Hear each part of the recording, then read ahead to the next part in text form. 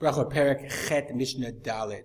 So this Mishnah is a continuation of the machloket between Beit Shammai and Beit Hillel, and it's a discussion of what happens if you have bread left on the table and you're about to do Mayim Achronim. So just to understand, Mayim Achronim, the Shulchan Aruch says, the Gemara says Mayim Achronim is a chovah, it's an obligation. Some of you don't do Mayim Achronim, we're not going to get into why yes or no, but the Gemara says Mayim Achronim is a chovah, and the reason the Gemara in Chulin says is because they had what's called melach sidomit. They had sort of melach, salt from Sodom, and they would use it, and they were afraid that they would rub their eyes and it would blind them. That's what the Gemara says. So since they had melach sidomit, so they washed their hands, after they ate, right before benching. There's a more obvious reason why they had what's called Mayim Achronim. As I mentioned before, they would eat with their hands. Back in the times of the Gemara, they ate bread, and everything was a lafit bo at the pot, and your hands became filthy. They did not eat. The idea of modern tableware, flatware, is a very, very relatively modern historical innovation. Up until a long, pretty relatively short time ago, you had a knife to cut into your meat, but then you ate with your hands, and you put it in the bread, you ate together with the bread, and your hands were basically filthy. So therefore, you had to wash in order to then go ahead and bench. The Gemara says the following: Tana Rabbanan. So first, this is Gemara in Berachot Nun Heyam. The Gemara says Shemen me'akev et habracha. They had oil that they would anoint themselves with before they would bench in a real meal. Okay, I'm going to skip over here. Amar Nachma Yitzchak Ana lo zilai lo zivai lo zuhamai. That's why they don't call me any of those things. Yadana. I don't know any of what you're talking about. Elamat nita yadana. I know a braita. Demar Rav Yudah Amar Rav. I learned in a braita. V'hitkadashtem. The pasuk says, "V'hitkadashtem v'hitem kidoshim ani Hashem Elokechem." V'hitkadishtem, you shall make yourself holy. Elu mayim mishonim. V'hitem kidoshim. Elu mayim achronim. Mayim achronim. These are mayim achronim. Ki kadosh Hashem ani Hashem Elokechem zo bracha. It was obvious to Chazal that you had to have mayim mishonim and mayim achronim. V'hitem kidoshim to be a holy people. And to me, this always spoke of the notion of the distinction between the eating and the kedusha.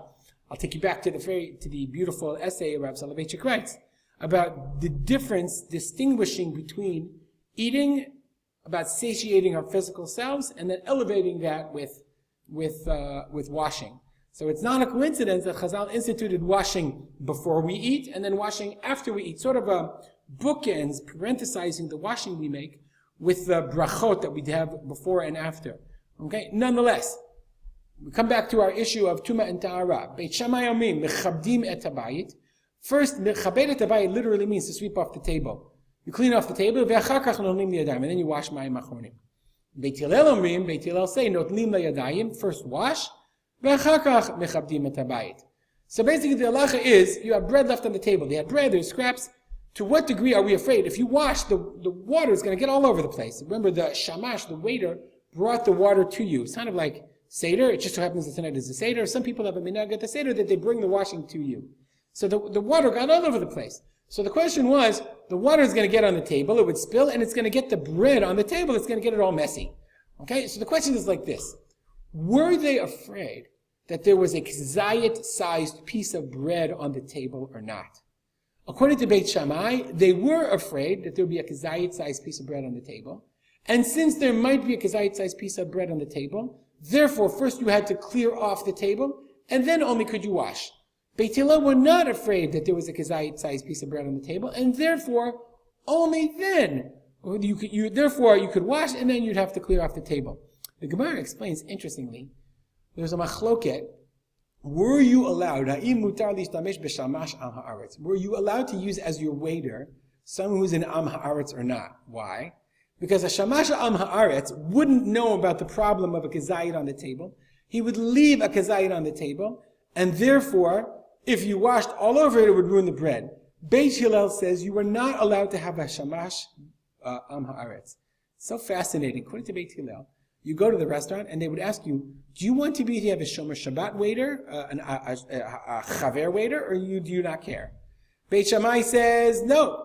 The waiter could even be an Am Haaretz. Therefore, since your waiter could be an Am Haaretz, he didn't know halacha. He might leave a kazayit-sized piece of bread on the table. And therefore, if you washed Mayim Achronim before he cleaned off the table, the bread become all ruined. And that would mean a Baal Tashchit on the bread. Therefore, Beit Shammai said, mechabdim et habayit. First you have to clear off the table, and then you can wash. So in essence, the Gemara says, the machloket is, did I have to be meticulous about the observance of my waiter or not?